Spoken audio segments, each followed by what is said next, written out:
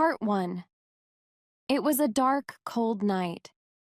Hannah, a little girl, sat in her house beside her mother. The evening meal was finished. The family sat together and looked into the fire. Someone knocked at the door.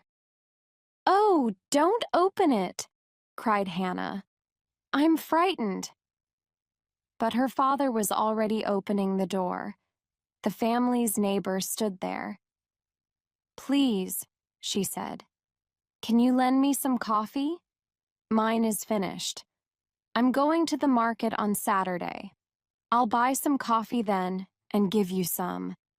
"Yes, of course," Hannah's mother said, and she took some of her coffee and gave it to the neighbor. The neighbor went away. Hannah's father shut the door and looked at his daughter. "What's wrong with you?" he said. "Why are you frightened?"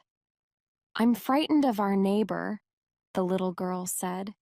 "She's old and ugly and she lives alone." Her father was surprised. "But our neighbor is a good woman," he said. "Her life is very sad. Her husband died many years ago. Her little daughter died and her other children went away. Don't be frightened of her. She will not hurt you." The little girl didn't answer her father. She sat still and looked into the fire. At last, she said, "I heard a story today. Our aunt told it to me." "What story?" said her father. "It's about a man with the evil eye," Hannah said. "Tell it to us now," said her mother. So Hannah sat close beside her mother and began to tell her story. "Once upon a time," she said, "there were two little girls." "Like you," smiled her father. "Yes," said Hannah. "They were neighbors and they lived near each other. They were very good friends. The younger child lived with her mother and father. The older girl's mother was dead. She lived alone with her father. The younger girl's mother was a very beautiful woman with a lovely face and a sweet voice. Only one thing spoiled her beauty. A little chip was broken from her front tooth. But one day the little girl's mother became sick. She grew thinner and thinner and weaker, and at last she died. The little girl was very sad when her dear mother died. She cried and cried. Her friend heard the noise and came to see her. "Why are you crying?" she asked. "What's happened?"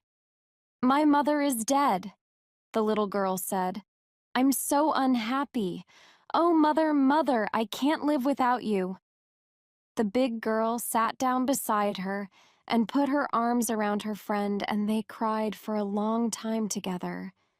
Nearly a year went past, but the little girl never forgot her mother. She thought about her every day. One day, the two girls' fathers decided to go to the market together. The market was a long way away, and they left early in the morning. Now the little girl was alone. "I'll go and see my friend," she thought. She ran to her friend's house and called out, "Are you there, dear friend? It's me." There was no answer. She called out again, "Open the door. Don't be afraid. It's me, your friend." The door began to open slowly. The older girl was there. She stood still and looked down at the ground. She didn't smile at her little friend. "What's the matter?" the little girl asked her. "Are you sick?" The big girl shook her head. "Are you unhappy?" The big girl nodded. "I'm your friend," the little girl said. "Tell me about it. Perhaps I can help you." The big girl came out of the house and shut the door behind her. The two children sat down together outside. The big girl didn't want to speak, but her little friend said again and again, "Tell me why you are sad. Perhaps I can help you. Tell me." At last, the big girl said, "I don't want to tell you because you will be very angry with me, but I must. Last night I saw someone." "You saw someone? Who?" said the little girl. "I saw your mother," the big girl said. The little girl shook her head. "No, it's impossible. You know that my mother is dead." "Yes, she is dead, but I saw her in our house." The little girl's heart filled with happiness. She jumped up. "Is she there now?" she cried. "Can I see her? Oh, mother, mother, where are you?" And she began to run towards the house. The big girl ran after her. "Wait," she said. "Stop." The little girl pushed past her angrily. "I don't want to wait," she said. "I want to see my mother." She opened the door and ran inside, but the house was empty. No one was there. The little girl ran outside. "My mother isn't there," she said. "You were tricking me. You're cruel. You want me to be unhappy." "No, I want to make you happy," the big girl said. "I'll show you your mother. Wait." She put up her hand and pulled a stick down from the roof. Then she went into the second room of the house. The little girl followed her. There were many pots in the second room. Some were big, some were small. In the corner, one pot stood alone. It was a beautiful pot, but a little chip was broken from the top. The big girl picked up the pot and carried it into the other room. Then she touched it with her stick. At once, the pot changed into a human body. It was the body of the little girl's mother. "Mother! Oh, mother!" cried the little girl. She kissed her mother's body again and again. "Wake up, mother! Look at me! Say something to me! Oh, mother, are you alive or are you dead? Come back to me, please!" But her mother did not speak. She did not move. Suddenly, the big girl heard a noise outside the house. "Quick!" she said. "My father is coming. You must go." "Go? What do you mean?" the little girl said. "I can't leave my mother now." But the big girl picked up the stick. She touched the woman's body again. At once, the body changed into the pot. The big girl picked up the pot and carried it back into the second room. Then she put the stick back into the roof. "Go home now," she said to the little girl. "Remember, this is our secret. Don't tell anyone. If my father knows, he will be very, very angry." The little girl ran home. At first, she was happy. "My mother is there, in the house next to ours," she thought. "I saw her again. She is still my dear, dear mother." But soon she was sad. "Why didn't she talk to me?" she thought. "Why didn't she sit up and kiss me? Is she really dead or is she half alive?" Then she felt angry. "Why is my mother in my friend's house? Is her father keeping her there? Why didn't he tell my father? What is he doing to her?" She heard a donkey outside the house. "My father is home," she thought. "What shall I tell him? I can't keep this secret. It's too important. No, I'll tell him everything." She ran outside. Her father was there. "Father, listen. Today I saw my mother," she said. Her father was angry. "Don't say stupid things," he said. "Your poor mother is dead." "But I saw her, father," the little girl said. "She is in our neighbor's house. Please, you must believe me." And she told her father the story. At first, her father didn't believe her, but the little girl talked and talked. At last he said, "My child, if this is true, we must rescue your mother. What did the pot look like? Tell me again." So the little girl told her father everything again. "There are many pots in my friend's house," she said. "Some are big and others are small. But my mother's pot is very beautiful. Only the top is a little broken. There is a chip in the top of it." "Your mother was very beautiful," said the man. "Only there was a chip in her tooth." He believed his daughter now. "All right," he said. "I must think. I must make a plan." The little girl's father thought for a long time. At last he said, "Your mother died 1 year ago. We will invite all our friends and relatives to a ceremony to remember her. You, my child, must prepare the food for the feast. Your aunts will help you. I will make the tala." The next day, the little girl's father went to see his neighbor. "My wife died 1 year ago," he said, "and I'm going to make a ceremony to remember her death. There will be a big feast. I need some help from you." "Some help?" said his neighbor. "What do you want?" "I want to make a lot of tala," the little girl's father said, "but I don't have enough pots. Lend me your pots, neighbor. I'll give them back to you after the feast." "Ah," his neighbor said. He looked a little worried. "You want to borrow my pots? I don't know. My pots are good ones. Perhaps you will break them." "No, no," said the little girl's father. "I will be very careful. Please, neighbor, I need your help." At last, the neighbor agreed. "Take my pots then," he said angrily. "But if you break them, you must pay me a lot of money." The little girl's father took all the neighbor's pots home. He carried the beautiful pot with the chip in the top very carefully. He put it down on the floor near his bed. Then he picked up a stick and touched it. Nothing happened. The little girl was watching. "It's the wrong stick, father," she said.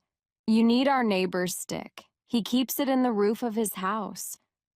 "Then we must wait," her father said. The day of the ceremony came. The little girl and her aunts worked hard. They made piles of injera and many dishes of delicious food. Friends and relatives came from far away to remember the dead woman. "She was so beautiful," one of them said. "And she was so good and kind," said another. "She was my best friend," a third person said. The man brought the neighbor's pots out of the house. They were full of tala. He kept only one inside. It was the pot with the chip in the top. The little girl's father pulled her away from the other people. "Look, our neighbor is here now, with his daughter," he said. "His house is empty. Let's go and find his stick. You must come and show me where it is." They hurried to the neighbor's house. "It's there, up there, father," the little girl said, and she showed her father the stick in the roof. Her father took it down, and together they ran back into their own house. The guests were outside. They were happy. They were talking and laughing. No one saw the man and his daughter. "Now, father," said the little girl, "touch the pot with the stick, and you will see my mother." The man touched the pot with the stick. At once, the little girl's mother was there. She lay on the ground. Her eyes were shut. She didn't speak or move. "Wife, dear wife," the man cried. "Is it really you?" Outside the house, someone was calling. "Where is our host? And his little girl? Why aren't they here with us?" "Come, father, we must go to our guests again," said the little girl. She picked up the stick and touched her mother's body, and at once it became a pot again. The man looked at his daughter. He was very angry. "My neighbor killed my wife," he said. "He keeps her in his house, and she is his servant. He has the evil eye." "What are you going to do, father?" asked the little girl. She was frightened. "You will see," her father answered. "Go outside and serve food to our guests." So the little girl went outside. She served more food and tala to the guests, but her father went quietly to all the men of his family. "Bring your weapons," he told them. "There is an enemy at my feast. He is a man with the evil eye." His relatives went home quietly, one by one. They came back with their weapons. "Now, child," the little girl's father told her, "go into the house and bring out the pot and the stick." So the little girl brought out the pot and the stick.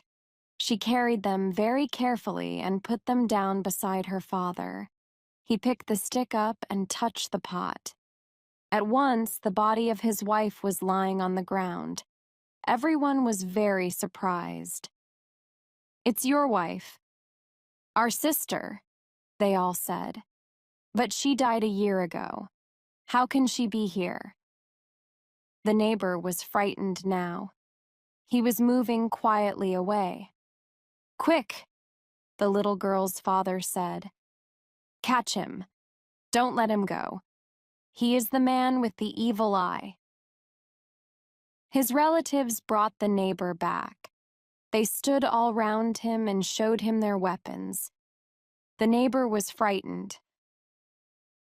"This is my wife's body," the little girl's father said. "But she is dead. You were keeping her body. You were using her. She was your servant, but where is her soul?" I don't know," the neighbor said. I don't give my wife her soul," the little girl's father shouted, "or we will kill you." "Yes, give her back her soul," shouted all the man's relatives. The man with the evil eye looked round. Everyone was shouting at him. Everyone was shaking their weapons. Even his daughter was angry with him now. She was shouting with the others. "Don't kill me," he said. "I'll give her soul back to her. I'll bring her to life, but you must promise to let me go." Everyone looked at the little girl's father. "I promise," he said. "If you bring my wife's soul back again, you can go, but you can never live in this place again." The man with the evil eye bent over the dead woman's body. At once, she opened her eyes. Then she sat up. "What? Where am I?" she said. "Mother," shouted the little girl, and she ran into the woman's arms. "My own dear wife," her husband said. No one was looking at the neighbor and his daughter. Very quietly, they were walking away. And after that day, no one ever saw them again. But the little girl and her father and mother lived happily together for many more years. "And that," said Hannah, "is the end of the story." Hannah's father looked at her. "Did the story frighten you?" he asked her. "Oh, yes, father," Hannah said. "It's a true story. My aunt told me it was true." Suddenly, someone knocked at the door again. Hannah screamed. "It's our neighbor," she cried. "Don't let her come in. She has the evil eye." "Stop it, Hannah," her father said. "Be quiet. Go and open the door." "Oh, father, please, no," began Hannah. Her father was angry. "Open the door, Hannah, now," he said. Slowly, Hannah went to the door and opened it. The old neighbor stood there. Hannah was very frightened. The old woman's face was ugly. "I brought your coffee back," she said. "I didn't need it." "She is looking at me," Hannah thought. She is putting her evil eye on me. Then the old woman smiled. Ah, Hannah, she said, you are a good girl. My little daughter was like you. Tears filled the old woman's eyes and fell down her cheeks. Hannah's father was standing beside Hannah now. What happened to your daughter? He asked the neighbor. God took her, the old woman said. She died many years ago. She is with him now, in heaven. She was like your little girl, good and happy and sweet. God bless you, little Hannah. Then she turned and went away. Hannah and her father went back to sit by the fire. Well, Hannah, her father said, are you frightened of our neighbor now? No, Hannah said. She is sad and old and lonely. I was sorry for her, but I thought at first. You thought she had the evil eye, her father said. You know, Hannah, that story is a bad one. Many good people have suffered because of it. When I was a child, an old man lived near our house. He wasn't friendly to other people. He shouted at them sometimes. I think he had sickness in his mind. He has the evil eye, everyone said. No one talked to that poor man. Children threw stones at him. At last he died, alone and unhappy. But did he have the evil eye, Father? Hannah asked. No, he was just a sad, sick old man, her father said. Forget this story, Hannah. It is a cruel